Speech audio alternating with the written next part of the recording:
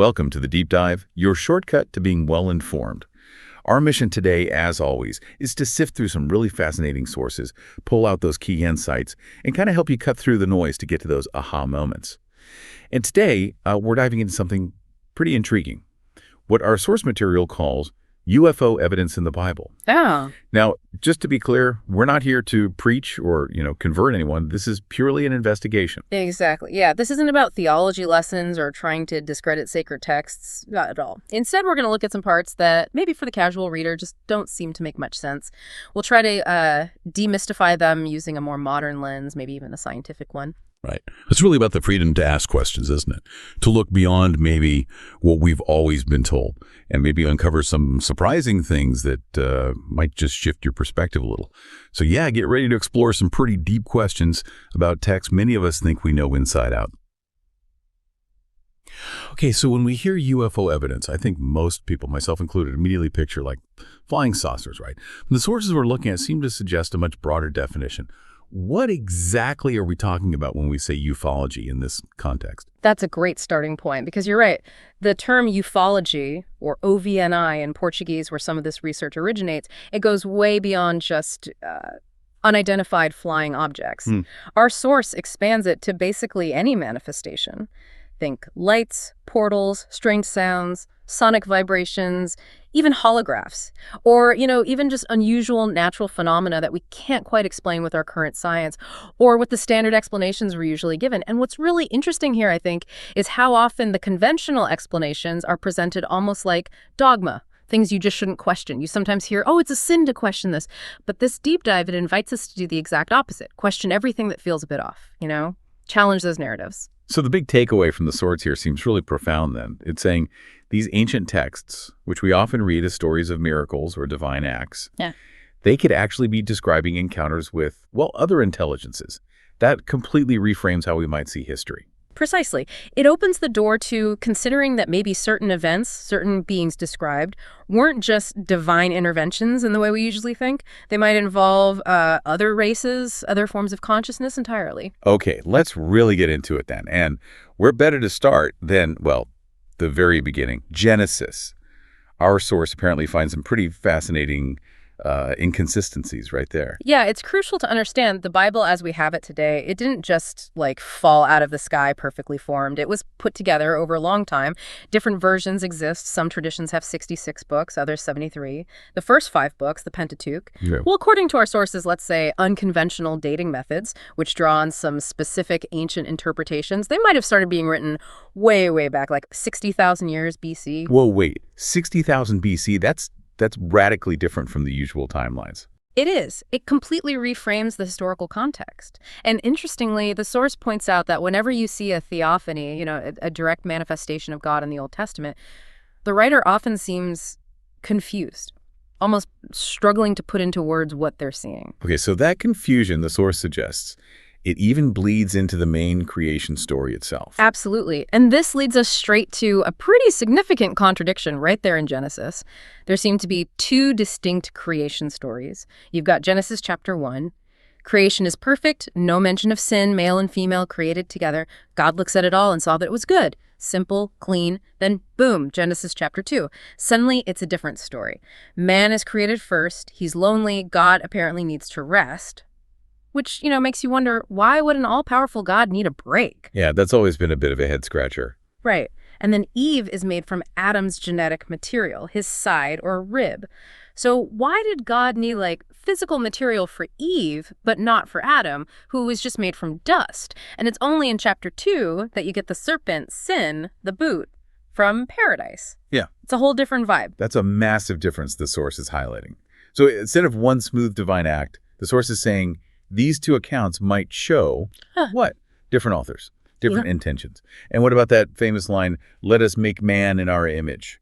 Most theology explains that as the Trinity showing up early. Well, what's fascinating is that the source flips that. It suggests that us could actually mean other beings were involved, maybe other intelligences, perhaps even, literal other races playing a part in creation, or maybe even experimenting.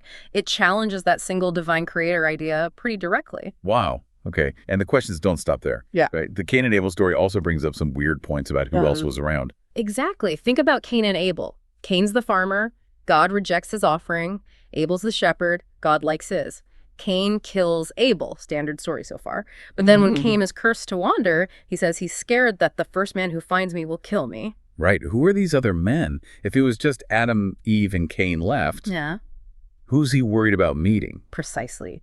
The source uses this to suggest that, hey, maybe there were already other people, other creatures of God or intelligences already on Earth. It ties into ideas like panspermia, the theory that life on Earth might have come from elsewhere. So this is where the source starts weaving in possibilities like the Anunnaki, those figures from Mesopotamian myths some people interpret as ancient aliens, suggesting they might already be part of the picture in these early biblical stories. That's the angle, yeah. It's suggesting a much more complex scenario for early Earth than just Adam and Eve alone initially. And this conflict, between Cain the farmer and Abel the shepherd, the source sees a deeper layer there too, like a clash between settled agricultural societies and nomadic pastoral ones. Maybe even a symbolic struggle between like masculine and feminine principles or patriarchy versus matriarchy. Think about how the Bible often frames the woman and the serpent as the source of sin. The source suggests this might reflect how nomadic, patriarchal groups viewed the agricultural societies they encountered. Those societies often revered goddesses, priestesses, serpents, symbols of the earth. So maybe framing them as sinful was a kind of divide and conquer strategy to change beliefs. A way to impose a new worldview. Potentially. And get this, the source also suggests that the Nephilim, the giants we usually associate with Genesis chapter 6, maybe they were already around in Cain's time too, which, again, pushes their existence way earlier than the story of the sons of God mating with the daughters of men. Okay, this is really shifting timelines. Let's talk more about these superhumans then. The Bible mentions these incredibly long lifespans, Methuselah living almost 1,000 years. Exactly. You've got Methuselah at 969 years, Jared at 962, Noah himself at 950. These are huge numbers. And then there's Enoch. He lived 365 years, supposedly walked with God, and then was just taken, reportedly in a chariot of fire. Important to note, this is a different Enoch from the one mentioned in Cain's family line. And this Enoch left behind the book of Enoch, right? Even though it's not in the standard Bible. That's right. It was considered apocryphal, left out of the final canon, but our source emphasizes it was actually a really foundational text for early Judeo-Christian thought. It apparently influenced some books that did make it into the New Testament. That's definitely something we should circle back to in a future deep dive. There's a lot there. Definitely. But sticking with the lifespans, if we take those ages literally, how does the source connect that to theories about beings like the Anunnaki? Does it suggest genetic manipulation, like in the Sumerian stories, to explain why people lived so long back then? That's exactly the kind of question the source pushes us towards. Could these lifespans reflect a different kind of human, maybe one influenced or even created by other intelligences? And it ties into another puzzle. If everyone alive today comes from Noah's 3 sons, Shem, Ham, and Japheth, after the flood, how did we get so genetically diverse? We have, 55 distinct ethnic groups today? Can all that diversity really happen in just, say, 5,000 years? That does seem incredibly fast for evolution. It does. Now, some scientific ideas, like mitochondrial Eve, this concept of a common female ancestor, are sometimes used to support the idea of Eve and Noah's sons' wives being the progenitors. But reconciling the speed of diversification with that short biblical timeline, it's a challenge. The source also points to a kind of contradiction in how God is portrayed. First, in Genesis 1, everything is good. But later, God apparently repents making humans and decides to limit their lifespans, saying man is not entirely good. It sounds, very human. Sadness, anger, regret, attributed to an omnipotent being. Exactly. It feels like human emotions are being projected onto God. Which leads back to the question, who or what is actually being described in these moments? Which brings us back again to the Nephilim, the giants from Genesis 6, offspring of the sons of God and daughters of men. Right. And here the source brings in this concept of forbidden archaeology. It references works like Michael Cremo and Richard Thompson's book, The Secret History of the Human Race. This book supposedly details evidence that just doesn't fit the standard historical timeline. Things like a boot print found in rock dated 400 million years old, dinosaur times. Wow. Seriously. According to the source, yes. And it highlights how discoveries like giant skeletons or other out-of-place artifacts often get hidden or dismissed because they contradict the accepted story of human history. Forbidden archaeology, as the source presents it, is basically about this pattern of suppressing evidence that challenges the neat narrative we're usually taught. That's a pretty big accusation against mainstream science and archaeology. You mentioned you actually saw something related to this yourself. I did, yes. during a trip to Göbekli Tepe in Turkey. It's this incredibly ancient temple site. Officially, archaeologists date it to around 12,000 years ago, which already pushes back the start of organized religion and society before the accepted Neolithic period. Yeah, Göbekli Tepe is already revolutionary. It is. But what I saw, and what our source discusses, were these intricate granite sculptures showing things like wheat, barley, livestock, clear signs of agriculture and animal herding.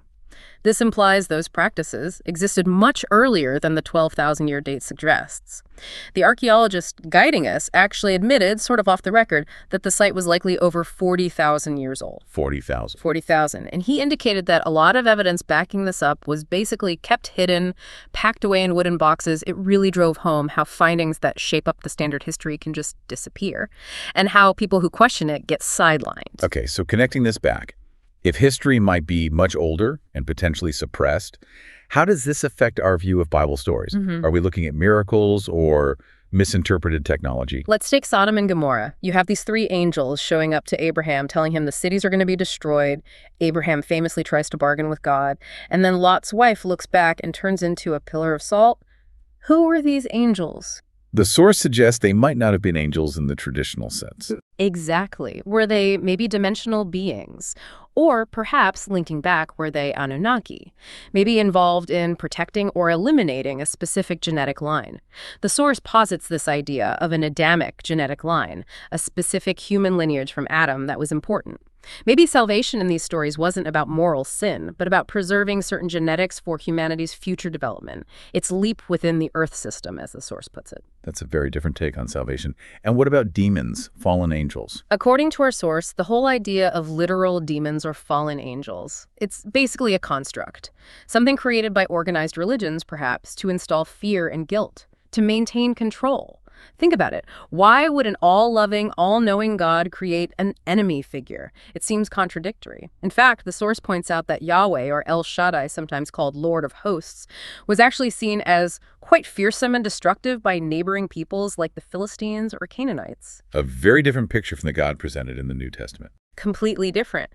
And this duality, the source suggests, might reflect that Anunnaki influence again.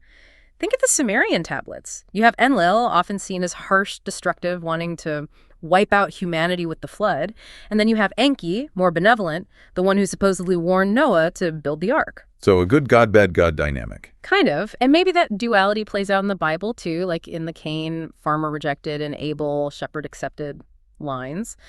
Maybe the destruction of Sodom and Gomorrah was one faction, say Enlil's, trying to wipe out a specific Adamic genetic line associated with Enki, while others tried to protect it.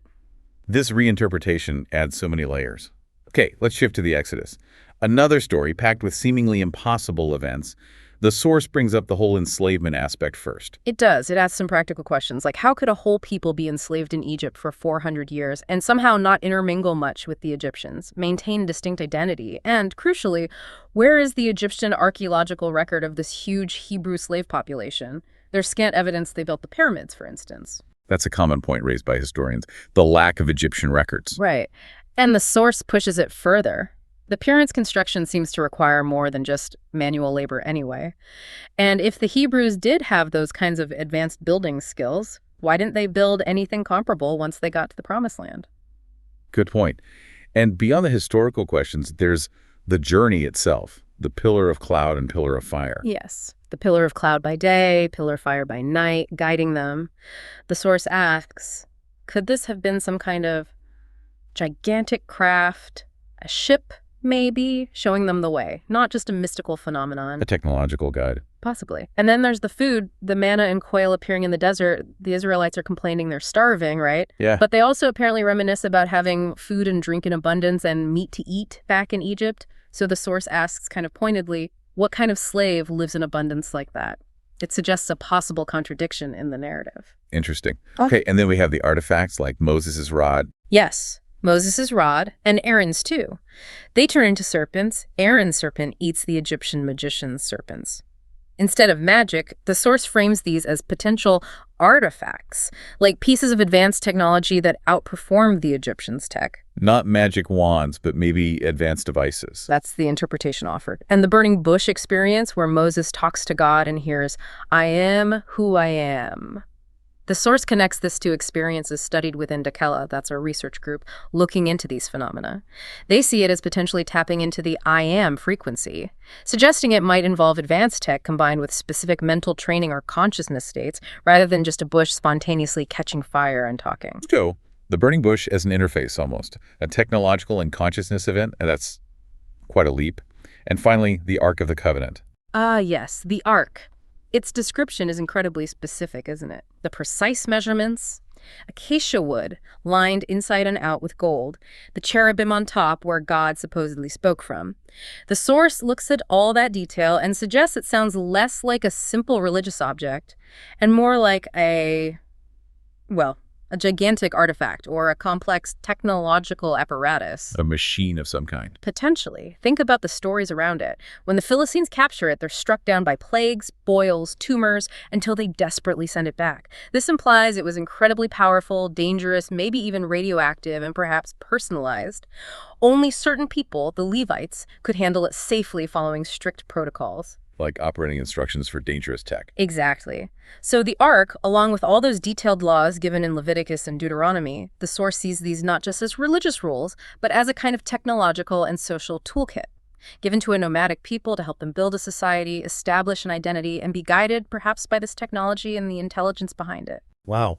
Okay, we've covered a lot of ground, re-examining these foundational stories through a completely different technological or even extraterrestrial lens based on the source material. So wrapping this up, what should you, the listener, take away from all this? It really shows that the stories we thought we knew might have hidden layers we've just never considered. It certainly invites us to look again. Absolutely. And maybe my concluding thought for you is this.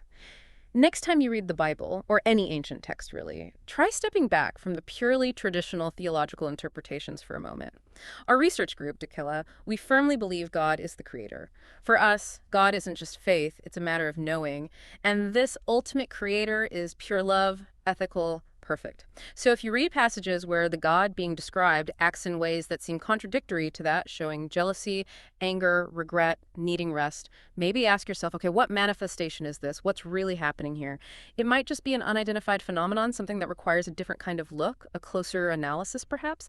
The goal here isn't to tear down sacred history. It's about trying to uncover a potentially deeper truth, maybe understanding more about who we really are and who we might be becoming. It's all part of preparing, let's say, our vehicle, our consciousness, our understanding for what might be next. A very provocative thought to end on. Preparing our vehicle for greater consciousness by re-examining our oldest stories. That definitely gives us all a lot to think about. Thank you so much for guiding us through this really mind-bending deep dive. You've given everyone listening a ton to mull over and maybe explore further on their own.